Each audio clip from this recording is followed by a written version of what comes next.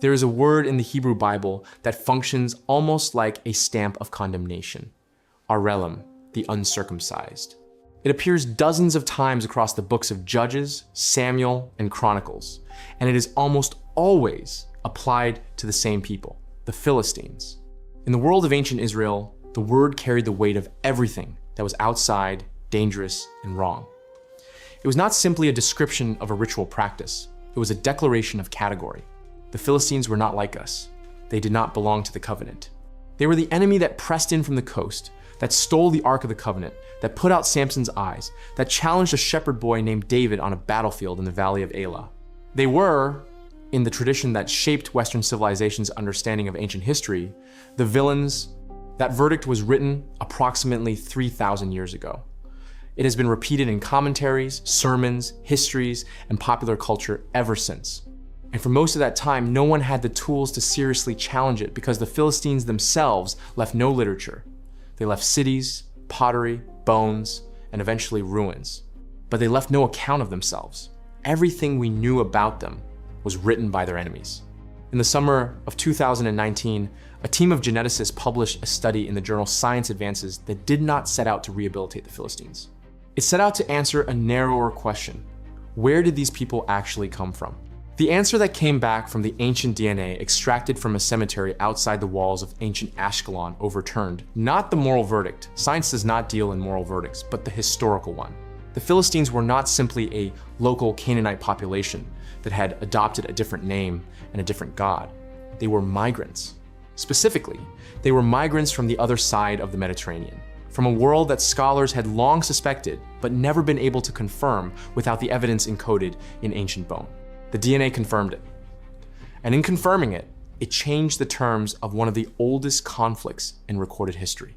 To understand what the DNA found, you have to understand what the archaeology had already suggested and what the text had quietly admitted centuries before the first geneticist extracted material from a 3,000-year-old tooth. The Bible itself contains a clue that almost everyone overlooked for centuries. It appears in the book of Amos, in a passage where God is listing the nations he has moved across the face of the earth. Did I not bring Israel up from Egypt, and the Philistines from Caphtor, and the Arameans from Kir? The same claim appears in Deuteronomy. The Philistines came from Caphtor. The text does not explain what Caphtor is. It states the fact and moves on, apparently assuming the reader would know. Scholars spent generations debating the identification. Some proposed Cyprus, some proposed the coast of Anatolia. The majority eventually converged on a different answer. Caphtor was most likely Crete, or more broadly, the Aegean world. The word appears in Egyptian records as Keftiu, a term the Egyptians applied to the people and places of the Aegean. If the biblical tradition itself placed the Philistine homeland in the Aegean, then the question was not whether they had migrated from somewhere west of Canaan. The question was when, how, and whether anything physical survived to prove it. The physical evidence began accumulating long before the DNA study. Archaeologists working at Philistine cities, Ashkelon, Ashdod, Ekron, Gath had been noticing for decades that the material culture of the early Philistine period was distinctly different from the Canaanite material culture that preceded it and the Levantine material culture that surrounded it. The pottery was the most obvious indicator. In the early Iron Age layers, roughly from 1175 BCE onward, the excavators found pottery that belonged to a completely different tradition. It was decorated in a style called Mycenaean the 30C, a style associated with the Aegean world, with Greece, with Crete, with Cyprus. This pottery did not arrive as trade goods. It was made locally in Philistine cities by people who knew how to produce it because it was their tradition. The technique and the aesthetic had traveled with the potters, not the pots. The burial practices told the same story. In Canaanite culture, dogs were not buried with the dead. Pigs were associated with ritual pollution. The early Philistine burials at Ashkelon contained dogs. They contained pigs. The infants were buried in a specific way, in a specific type of vessel that matched Aegean customs more closely than Levantine ones. The food remains analyzed from the site showed dietary patterns that diverged from the surrounding population in ways that pointed west. None of this was conclusive on its own. Material culture can diffuse across populations through trade, through imitation, through cultural contact, without any actual movement of people. The DNA could not be explained that way.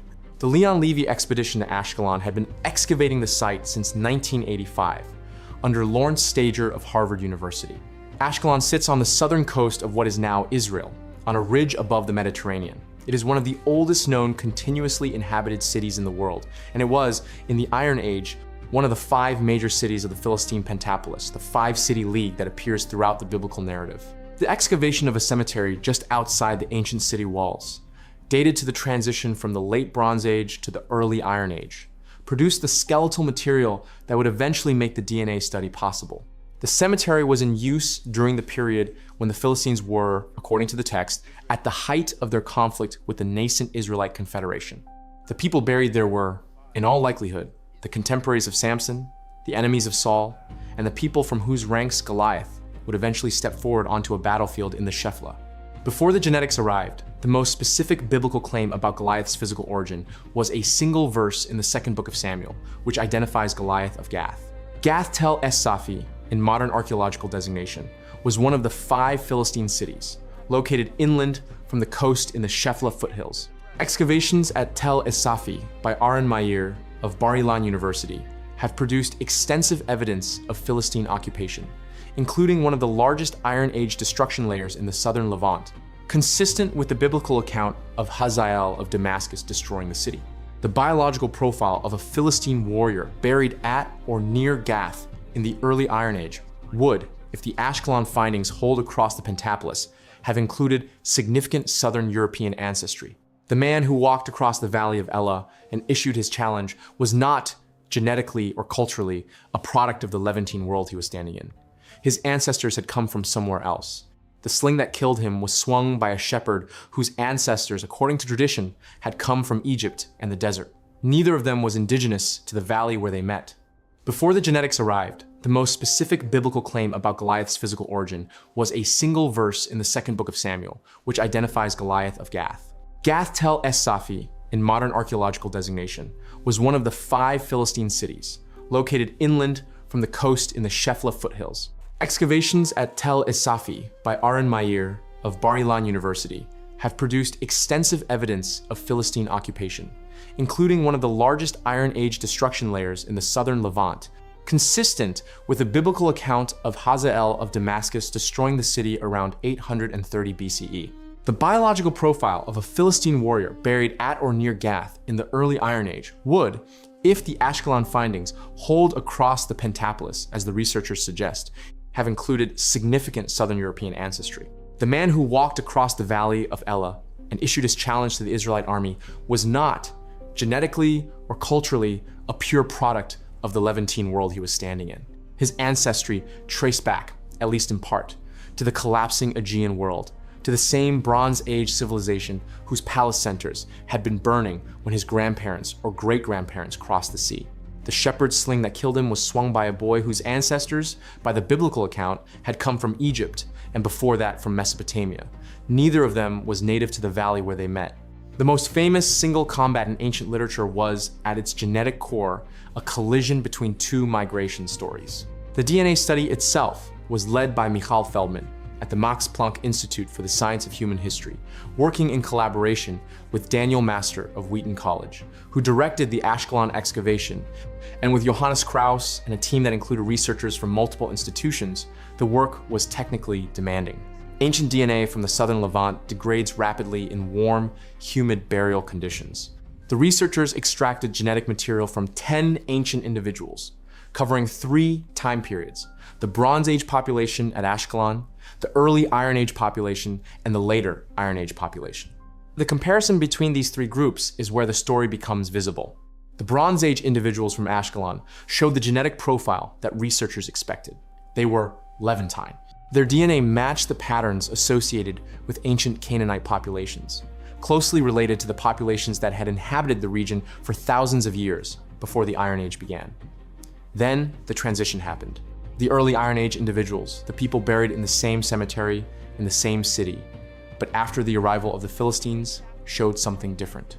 A significant portion of their ancestry derived from a Southern European source, specifically a source genetically related to the populations of Greece Sardinia, and the Aegean Islands during the Bronze Age. This ancestry was not present in the Bronze Age Ashkelon population. It was not present in any of the surrounding Levantine populations of the same period.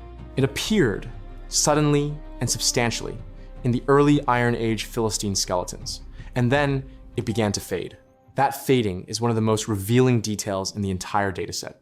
The later Iron Age individuals from Ashkelon showed reduced levels of European ancestry compared to the early Iron Age population. By the later Iron Age, the Philistine genetic profile had shifted back toward the Levantine baseline, though not entirely. What this pattern describes is a pulse of migration followed by integration. A population with substantial European ancestry arrived, established itself in the coastal cities, and over the course of several generations intermarried with the surrounding Levantine population until the distinct European signal was diluted into the broader regional genetic landscape. The Philistines did not remain genetically separate.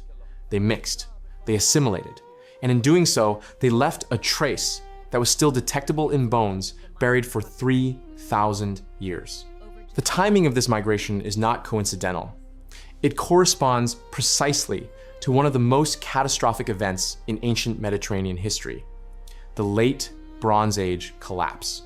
Around 1200 BCE, the civilizations that had defined the Eastern Mediterranean for centuries, the Mycenaean palaces of Greece, the Hittite Empire, the city of Ugarit, the trade networks that connected Egypt to Anatolia to Cyprus, fell apart within the span of a few decades. The causes remain debated. Drought, internal rebellions, earthquakes, disruption of trade networks, and the movement of migrating peoples all appear in the evidence. What is not debated is the result. The Mycenaean world ended. Its palace centers were destroyed and abandoned. Its writing system disappeared. The complex, redistributive economy it had maintained collapsed into a simpler, more fragmented pattern of settlement. The people who had lived in that world had to go somewhere. The Egyptian records of Ramesses III, inscribed on the walls of the mortuary temple at Medinet Habu around 1177 BCE, describe a massive coalition of seagoing peoples. The Egyptians called them the Sea Peoples, attacking from the north and west simultaneously by land and sea. Among the groups listed in those inscriptions are the Peliset. The Peliset are the Philistines. The Egyptian records describe them as part of the same movement of peoples that destroyed the Hittite Empire and burnt the cities of the Levantine coast before Ramesses turned them back at the Egyptian border. What the Sea Peoples who were not repulsed did, what the Peliset did, was settle. They established themselves in the cities of the southern Levantine coast, in the territory that Egyptian administrative records had long designated as Canaan, and they built the Philistine Pentapolis, Gaza, Ashkelon, Ashdod, Gath, and Ekron. The DNA study published in 2019 did not explicitly identify the Philistines as Sea Peoples, because that broader question involves populations and migrations that the Ashkelon dataset alone cannot resolve.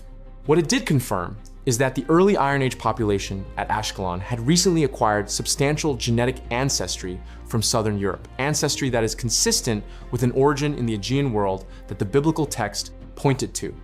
The Egyptian records described, and the pottery and burial customs had long suggested. 3 independent lines of evidence, textual, archaeological, and genetic, converged on the same answer. The Philistines came from the west. They came from the world that was collapsing around the same time the Israelites were, according to tradition, arriving in Canaan from the east. This symmetry is worth dwelling on. The conventional reading of the Philistine-Israelite conflict, as it appears in the Bible and as it has been transmitted through centuries of interpretation, places a civilized indigenous people in conflict with alien, barbaric invaders from the coast. The DNA complicates that framing considerably. Both populations were, in the broad view of the archaeology, relatively recent arrivals in the same territory. The Israelites had migrated, by the biblical account, from Egypt and the wilderness. The Philistines had migrated, by the convergent evidence of text, archaeology, and genetics, from the collapsing Aegean world. They met in Canaan at approximately the same historical moment. They competed for the same land, and they wrote, or rather, one side wrote and the other did not, the account of what happened next. The side that wrote has had 3 millennia to set the terms of the story. What the DNA cannot tell us is what the Philistines called themselves.